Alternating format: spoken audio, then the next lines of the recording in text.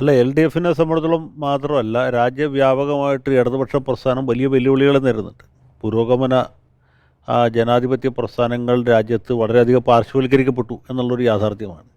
1951-52 ആദ്യത്തെ തെരഞ്ഞെടുപ്പ് എടുക്കുമ്പോൾ സഭയിലെ ഏറ്റവും പ്രധാനപ്പെട്ട പ്രതിപക്ഷ പാർട്ടി കമ്മ്യൂണിസ്റ്റ് പാർട്ടിയായിരുന്നു. 64 പിളർപ്പിന് ശേഷവും രണ്ട് കമ്മ്യൂണിസ്റ്റ് പാർട്ടികളും അവരുടെ സാന്നിധ്യം വളരെ വ്യക്തമായിട്ട് അവിടെ അടയാളപ്പെടുത്തിയിരുന്നു. 77 ജനതാ തരംഗം വന്നപ്പോൾ പോലും അതിനെ ഒരു പരിധിവരെ ഇവർക്ക് അതിജീവിക്കാൻ കഴിഞ്ഞു. പിന്നീട് പശ്ചിമ ബംഗാൾ ഇവരുടെ ഒരു വലിയ ശക്തി കേന്ദ്രമായിരുന്നു. കേരളം, ബംഗാൾ, ത്രിപുര എന്ന തലത്തിലേക്ക് ചുരുങ്ങി വേറെ വിധത്തിൽ വളർന്നു എന്നും പറയാം. കാരണം ചുരുങ്ങി എന്ന് പറയുമ്പോൾ മറ്റ് സംസ്ഥാനങ്ങളിലൊക്കെ മിക്കവാറും ഇല്ലാതായി. പ്രധാനമായിട്ടും ബീഹാർ ഒരു ശക്തി കേന്ദ്രമായിരുന്നു. ആന്ധ്രയിൽ വളരെ പരിമിതമായി. അങ്ങനെ മറ്റ് പല സംസ്ഥാനങ്ങളിലും അവർ വളരെ വളരെ മാർജിനലൈസ് ചെയ്യപ്പെട്ടു. പക്ഷേ ബംഗാൾ ഒരു ശക്തി കേന്ദ്രമായിട്ട് നിലനിന്നു. പക്ഷേ തൃണമൂൽ കോൺഗ്രസിൻ്റെ ശക്തി വർദ്ധിച്ചതിന് ശേഷം 2009 മുതൽക്ക് പശ്ചിമ ബംഗാളിലും വലിയ തിരിച്ചടി ഉണ്ടായി. അതിനുശേഷമുള്ള തിരഞ്ഞെടുപ്പുകളിലൊക്കെ അവിടെ മിക്കവാറും പൂജ്യത്തോടടുത്ത സംഖ്യയാണ് ഇടതുപക്ഷത്തിന് ജയിക്കാൻ കഴിഞ്ഞത്. ഇപ്പോൾ ത്രിപുര എന്ന് പറഞ്ഞാൽ അടുത്ത ഒരു ചെറിയ ഒരു സ്ഥലമായിരുന്നു, അതും നഷ്ടപ്പെട്ടു. ഇപ്പോൾ കേരളത്തിൽ മാത്രമായിട്ട് ഇത് ചുരുങ്ങിയിരിക്കുകയാണ്. പിന്നെ തമിഴ്നാട്ടിൽ DMKയുടെ കാരുണ്യത്തിൽ കിട്ടുന്ന 2 സീറ്റുകൾ CPIക്കും 2 സീറ്റ് CPMനും. തെലങ്കാനയിൽ വല്ല സീറ്റും അവർ കൊടുത്താൽ വാങ്ങിക്കാം. ജാർഖണ്ഡിലും അതുപോലെ തന്നെ. ഇത്രയൊക്കെ ഉള്ളൂ ഇടതുപക്ഷത്തിൻ്റെ പ്രസക്തി. മിക്കവാറും രാജ്യത്ത് വളരെ പരിമിതമായ, വളരെ ശോഷിച്ചിരിക്കുന്ന ഒരു സാഹചര്യമാണ്. അപ്പോൾ കേരളം എന്ന് പറഞ്ഞൊരു പച്ച തുരുത്തിലാണ്, അല്ലെങ്കിൽ ചുവന്ന തുരുത്തിലാണ് ഇപ്പോൾ ഈ സംഗതി ഉള്ളൂ. ഇവിടെയും കഴിഞ്ഞ നമ്മുടെ വലിയ തിരിച്ചടി ഉണ്ടായത് നമുക്കറിയാം. 19 സീറ്റിൽ കോൺഗ്രസ് മുന്നണി വിജയിക്കുകയും 20ാമത്തെ സീറ്റ് മാത്രം ജയിക്കുകയും ചെയ്തു. അങ്ങനൊരു രാഷ്ട്രീയ സാഹചര്യം ഇവിടെ നിലനിൽക്കും.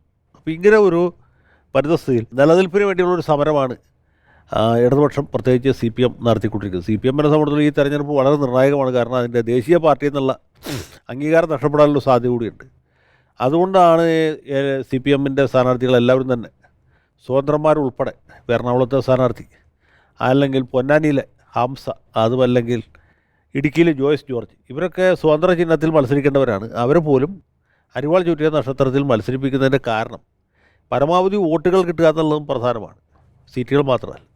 അപ്പോൾ പരമാവധി വോട്ടുകൾ സമ്പാദിക്കുക, പരമാവധി സീറ്റുകൾ വിജയിക്കുക, അങ്ങനൊരു ജീവൻ മരണ പോരാട്ടത്തിലേക്കാണ് ഇടതുപക്ഷം പോകുന്നത്. പിന്നെ ഇന്ത്യ മുന്നണി ഫലപ്രദമല്ലാത്തതുകൊണ്ട് മറ്റ് സംസ്ഥാനങ്ങളൊന്നും ഇടതുപക്ഷത്തിന്, പ്രത്യേകിച്ച് CPMന് പറയത്തക്ക വിജയമൊന്നും നേടാൻ കഴിയുകയില്ല. പശ്ചിമ ബംഗാളിലും സ്ഥിതി വളരെ ദയനീയമാണ്. അതെ, കേരളത്തിലും ഇപ്പോൾ ഒരുപാട് വെല്ലുവിളി ഉണ്ട്. നമ്മളിപ്പോൾ ഈ മണ്ഡലം വെച്ച് നോക്കുകയാണെന്നുണ്ടെങ്കിൽ ഭരണസിരാ കേന്ദ്രമായ തിരുവനന്തപുരത്ത് പോലും 3ാം സ്ഥാനത്തേക്ക് ഇടതുമുന്നണി പോകുന്നു. അവിടെ CPMനല്ല, CPIക്കാണെങ്കിൽ പോലും ഇടതുമുന്നണിയുടെ കാര്യം നോക്കുമ്പോൾ അവർ ഈ അനന്തപുരി പോലെ ഇത്രയും പ്രാധാന്യമുള്ള ഒരു മണ്ഡലത്തിൽ, പ്രത്യേകതകളുള്ള മണ്ഡലത്തിൽ ഇടതുമുന്നണി 3ാം സ്ഥാനത്തേക്കാണ് പോയിക്കൊണ്ടിരിക്കുന്നത്. അതെ, അത് തിരുവനന്തപുരത്തിൻ്റെ പ്രത്യേക തരത്തിലുള്ള രാഷ്ട്രീയം, പിന്നെ ഹിന്ദുത്വ ശക്തികൾക്ക് ഇവിടെ സമീപകാലത്തുണ്ടായിട്ടുള്ള വലിയ വളർച്ച, അതിനെ പ്രതിരോധിക്കുന്നതിൽ ഇടതുപക്ഷ പാർട്ടികൾക്ക് വന്നുള്ള വലിയ പരാജയം. പക്ഷേ നിയമസഭയിലേക്ക് മത്സരിക്കുമ്പോൾ ഈ മണ്ഡലങ്ങളൊക്കെ LDF ജയിക്കുന്നുണ്ട്. പാർലമെൻറ്റിലേക്ക് മത്സരിക്കുമ്പോൾ LDFന് വലിയൊരു പരാധീനതയുണ്ട്. കാരണം എന്ന് വെച്ചാൽ ഇത് കേന്ദ്രത്തിലേക്കുള്ള തെരഞ്ഞെടുപ്പാണ്. അവിടെ പ്രധാന ശക്തി BJP ആണ്, രണ്ടാമത്തെ ശക്തി കോൺഗ്രസ്സാണ്. ഇവർ തമ്മിലുള്ള ഏറ്റുമുട്ടലിനിടയിൽ ഇടതുപക്ഷത്തിന് അത്ര വലിയ പ്രസക്തി ഉണ്ട് എന്ന് നമ്മുടെ നാട്ടിലെ ആളുകൾ, പ്രബുദ്ധരായ മലയാളികൾ വിചാരിക്കുന്നില്ല. ഇവർ ജയിച്ച് അവിടെ പോയിട്ട് എന്ത് ചെയ്യാനാണെന്നുള്ളൊരു ചോദ്യം സ്വാഭാവികമായിട്ട് ഉയർന്നു വരുമല്ലോ.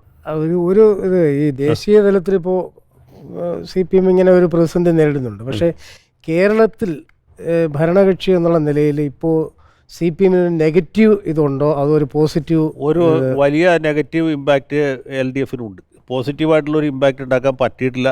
അത് പൊതുവേ ഇപ്പോൾ 7 കൊല്ലമായിട്ട് ഭരണത്തിലിരിക്കുന്ന പാർട്ടിയാണല്ലേ. 7 കൊല്ലം ആകുമ്പോൾ സ്വാഭാവികമായിട്ടും അതനുസരിച്ച് ജനങ്ങളുടെ ഭാഗത്ത് ഒരു ആൻറ്റി ഇൻകംബൻസി ഫീലിംഗ് ഉണ്ടാവും.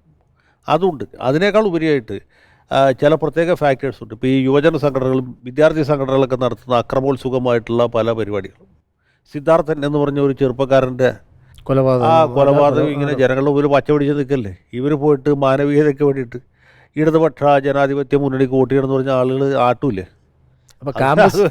അതൊരു പ്രശ്നമല്ലേ. പിന്നെ അതിനേക്കാൾ ഉപരിയായിട്ട് ഇവർ നടത്തിക്കൊണ്ടിരുന്ന പലതരത്തിലുള്ള, ഇപ്പോൾ തിരുവനന്തപുരത്ത് നടത്തിയ കലോത്സവം തന്നെ കലാപോത്സവമായിട്ട് മാറി നമ്മൾ കണ്ടു.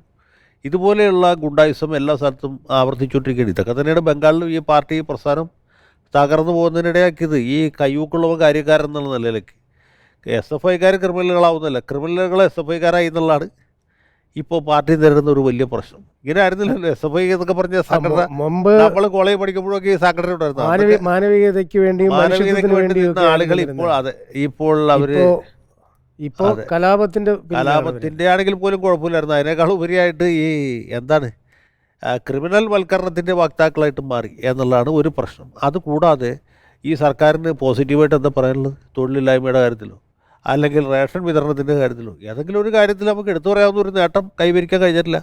അതിലുപരിയായിട്ട് ഈ ഖജനാവിൽ 5 പൈസ ഇല്ലാത്ത സമയത്ത്, ക്ഷേമ പെൻഷനുകൾ മുടങ്ങുന്ന സമയത്ത് ഖജനാവിൽ നിന്ന് അവസാനത്തെ ചില്ല് വരെ ഊറ്റിയെടുത്തിട്ട് കേരളീയം നവകേരള സദസ്സ് അത് കഴിഞ്ഞ് മുഖാമുഖമൊക്കെ നടത്തി അതിൽ ഇങ്ങനെ അഭിരമിക്കുന്നതാണ് കാണുന്നത്. ഇത് പിന്നെ കരുണാകരൻ പോലും ഇല്ലാത്ത രീതിയിൽ 40 വാഹനങ്ങളുടെ എസ്കോർട്ടോടി പോകുന്ന കണ്ടിട്ടുണ്ട്. ഇപ്പോൾ സുബൈർ സാർ ഈ തിരുവനന്തപുരത്ത് പത്രപ്പെടുത്തുന്നവരുടെ എത്രയല്ലേ, എത്ര മുഖ്യമന്ത്രിമാർ ഇവിടെ കണ്ടിട്ടില്ലേ?